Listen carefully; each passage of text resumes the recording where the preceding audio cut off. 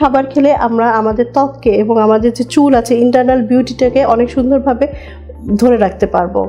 প্রথমেই আসতে চাই, আমাদের বডিটাকে ডিটক্স করা খুব বেশি প্রয়োজন। আমাদের এই যে ক্লান্তময় যে জীবন, এত আমরা স্ট্রেস লাইফ লিড করছি, সেখান থেকে কিন্তু আমাদের বডিতে অনেক টক্সিক তৈরি হয়। এই টক্সিকটা বের করে দেওয়াটা খুব বেশি জরুরি। হতে পারে সকালের শুরুটাতেই আমি যদি একটু লেবু মধু পানি দিয়ে শুরু করি, বা যাদের লেবুতে অ্যাসিডিটির প্রবলেম হয় তারা যদি গিয়ে অ্যালোভেরা জুস মধু দিয়ে মিক্স করে খান।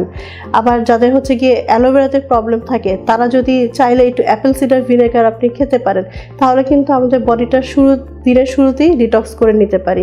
পাশাপাশি সকালবেলা যে খাবারটা খাবো সেখানে পর্যাপ্ত পরিমাণে তেলের ব্যবহার না করে আমরা যদি খাবারটা খাই তাহলে কিন্তু অনেক ভালো হয়। যেমন লাল আটার রুটিটা আমরা খেতে পারি, যেসব ফল আছে সে ফলের ব্যবহার, কারণ আমাদের চারপাশে আমরা সবুজের সমারোহ সবচেয়ে বেশি দেখি এবং খাবারের সময়ও কিন্তু আমরা সবুজ রঙের ফল, সবুজ রঙের সবজি এগুলোই বেশি খাই।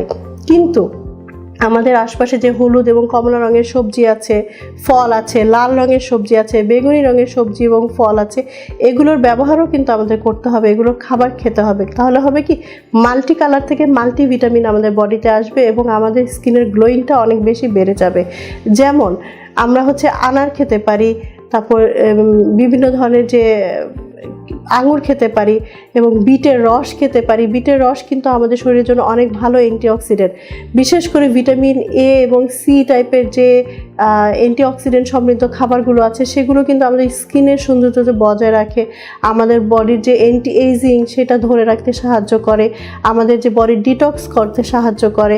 যেসব খাবার আছে যেমন ভিটামিন সি অনেক ধরনের খাবারের সাথে মিক্স করে না খেলে সেগুলো আমাদের শরীরে কিন্তু হজমও হয় না।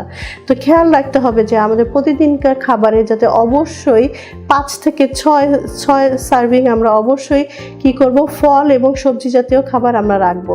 সেই সবজি কি ধরনের সবজি হবে, যেমন আমরা সবুজ রঙের সবজি খেয়ে থাকি, আমরা এখানে কিন্তু লাল শাক খেতে পারি, আমাদের যেহেতু এখানে কমলা রঙের মিষ্টি কুমড়া আছে সেখানে খেতে পারি, কারণ ভিটামিন এটা আমাদের কিন্তু খুব দরকার। কারণ আমাদের স্কিনের লেয়ারের পরে যে চর্বির লেয়ারটা আছে সেটা কিন্তু ভিটামিন এ সুস্থতা বজায় রাখে।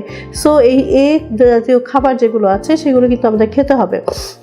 এবং এই খাবারটা কিন্তু আমরা মনে করি যে যারা আমরা ডায়েট করে থাকি, অনেক সময় ডায়েট কন্ট্রোল করে থাকি, তারা কি করি যে তেল জাতীয় খাবারটা একদমই বন্ধ করে দেয়, কিন্তু সেটাও কিন্তু আমাদের শরীরের জন্য দরকার।